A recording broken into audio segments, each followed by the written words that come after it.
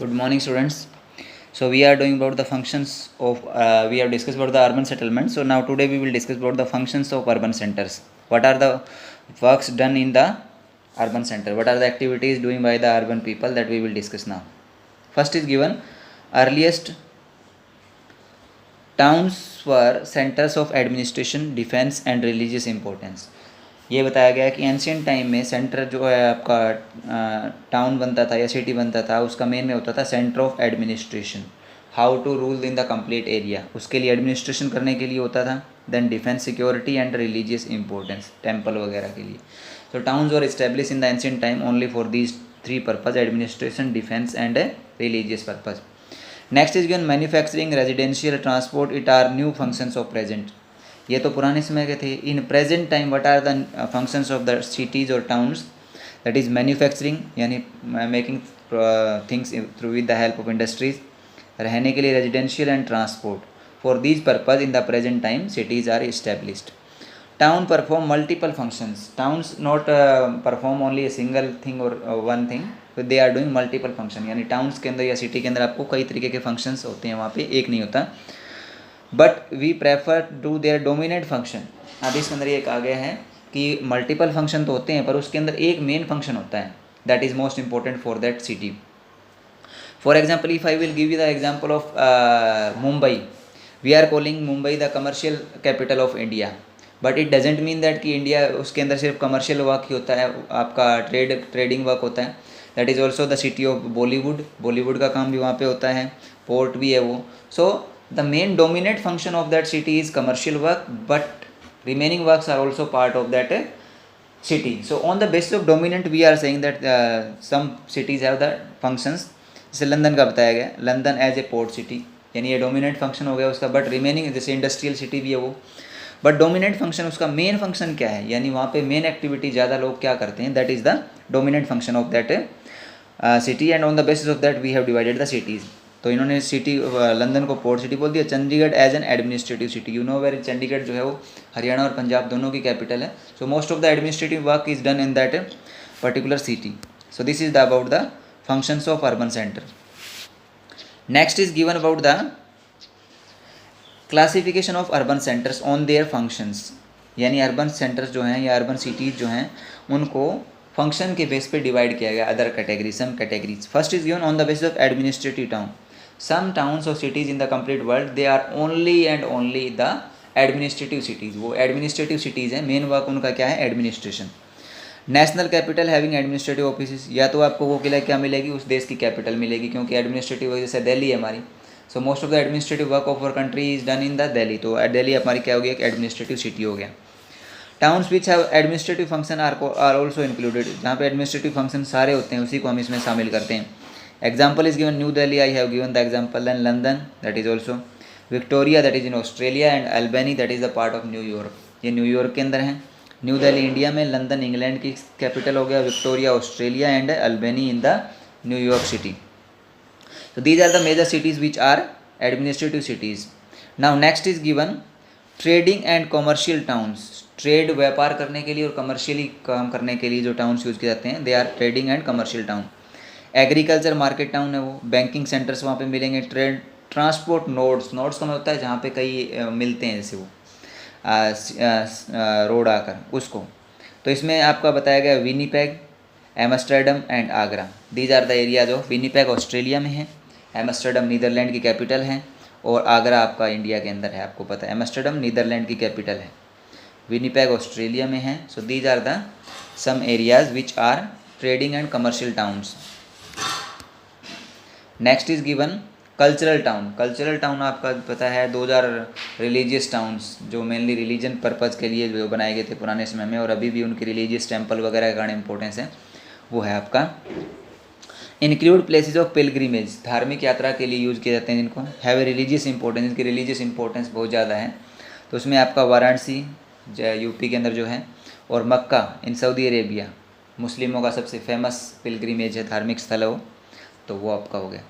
इसी तरीके से cities also perform additional functions. कुछ सिटीज़ है वो एडिशनल फंक्शन भी करते हैं इनके अलावा, जैसे health and recreation. Goa beach famous है, वहाँ पे लोग हेल्थ एंड रिक्रिएशन के लिए जाते हैं.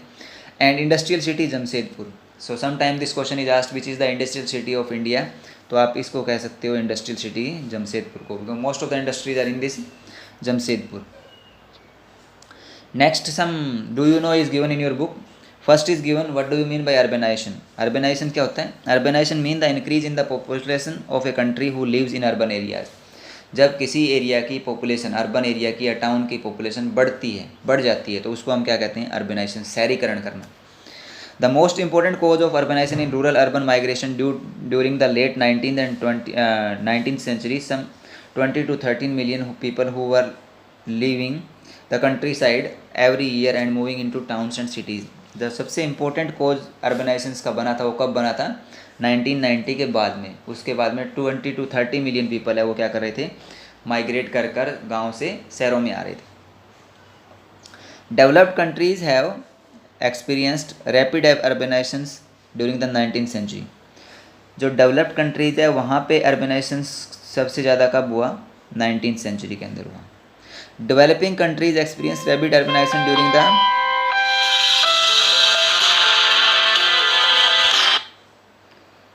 Developing countries experienced rapid urbanization during the second half of the 20th century. यानी डेवलपिंग कंट्रीज़ के अंदर जो रैपिड अर्बनाइजेशन हुआ था वो कब हुआ था? Second half of the 20th century, यानी वो 20th century के अंदर आपका हुआ था. इसमें 19th century डेवलप्ड में और डेवलपिंग में 20th century के अंदर. तो ये आपका क्या था? आपका अर्बनाइजेशन के बारे में बताया गया था कि कौन से एरिया में कब हुआ था. डू यू नो, ये आपको जानना जरूरी है. You can write down in your notebook also to remember this. 1 marks question will be asked from this. Next is given classification of towns on the basis of their form. Form का मतलब है कि उसका shape, जैसे आपका आपने पढ़ा था patterns of the rural settlement. In same way classification of town भी है, उनकी भी फॉर्म्स होती है, उसका फॉर्म्स के बारे में कुछ बताया गया है. First is given form of settlement, style of building are outcome of historical and cultural tradition.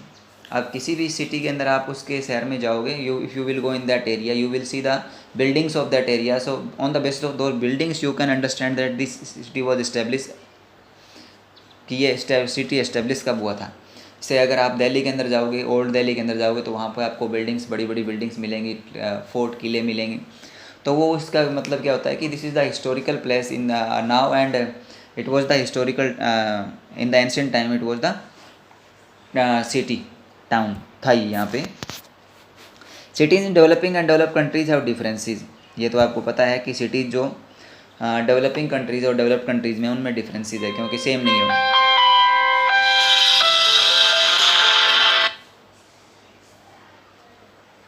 Most urban areas in developing countries have evolved with irregular shape like Chandigarh. पहले तो डेवलपिंग कंट्रीज़ के अंदर मेन क्या है कि जो cities है उनकी शेप है वो प्रॉपर नहीं है, प्लांट सिटीज़ नहीं है वो. They all are unplanned cities. और प्लांट सिटीज़ हैं वो आपको मोस्टली कहाँ मिलते हैं? डेवलप्ड कंट्रीज में मिलते हैं. प्लांट सिटीज़ का एग्जांपल जैसे इन्होंने चंडीगढ़ दे रखा. पहले स्टार्टिंग में इन्होंने इरेगुलर शेप थी चंडीगढ़ की, बट आफ्टर सम टाइम्स जब इसको सही तरीके से प्लान कर दिया गया तो ये प्लांट सिटीज़ में आ गया. प्लांट सिटीज़ में कौन कौन सी है? Chandigarh and Canberra. These are the plant cities. So we have discuss about this plant cities.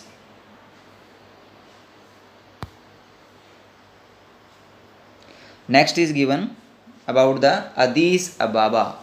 ये एक सिटी का नाम है इथोपिया के अंदर. Capital of Ethiopia is Addis Ababa. Capital of Ethiopia एक कंट्री है, उसका क्या है? आपका अदीस अबाबा कैपिटल है. अदीस अबाबा का मीनिंग क्या होता है? New flower. Addis mean new and Ababa means flower, a new flower. Why we are discussing about this city? Because most of the functions done in this particular city. इसके अंदर mostly आपको सारी facilities मिल जाएगी, इसलिए इसके example दिया गया है. Capital of Ethiopia. Capital Ethiopia की कब इस्टेब्लिश की गई थी? 1878 के अंदर, 1878 में इस्टेब्लिश की गई थी. ये हिल के ऊपर इस्टेब्लिश की गई थी, located on the hill topography. What are the facilities available here? Universities, medical, college, school make it a good educational centre. यहाँ पे एजुकेशनल सेंटर कैसे बन गया है? यूनिवर्सिटी भी है, मेडिकल फैसिलिटी भी है, स्कूल भी है. Next is given, it is the terminal station for Djibouti Addis Ababa rail route. यानी ये क्या है? टर्मिनल. टर्मिनल का मतलब है जहाँ से आपका मेन स्टेशन होता है वो. तो वहाँ पे क्या है? ये क्या है? टर्मिनल स्टेशन होगा किसका? जिबोती और अदीस के बीच का. बोल एयरपोर्ट इज़ लोकेटेड है. यहाँ पे क्या है? आपका बोल एयरपोर्ट भी है जो इसके नज़दीक पड़ता है. तो ये फैसिलिटी भी मिल गई. It has witnessed a rapid growth, इसके कारण क्या है, इसकी ग्रोथ है वो बहुत ज़्यादा हुई एकदम, इंडस्ट्री सिटी जो है वो एकदम डेवलप्ड बहुत ज़्यादा हुआ है। तो this is the things about अदीस Ababa. ये आपको इसी ये चीज़ें मेन हेडिंग्स पॉइंट्स है, ये you will write down in your notebook to remember. MCQ can may be asked from these questions, MCQ इसमें से पूछे जा सकते हैं। Next is given Canberra. Canberra एक सिटी आपको पता है ऑस्ट्रेलिया के अंदर, उसको भी एक प्लांट सिटी के तौर पे एस्टेब्लिश किया गया था। कब किया गया था? 1912 के अंदर। हु हैज़ इस्टेब्लिश इस? Walter Griffin. And now the city has expanded to many centres, अब इसके सिटी के कई सेंटर्स एस्टेब्लिश हो गए वहाँ पे। So we have discussed about these 2 cities. Remaining chapter we will discuss in the next video. Thank you. Have a nice day.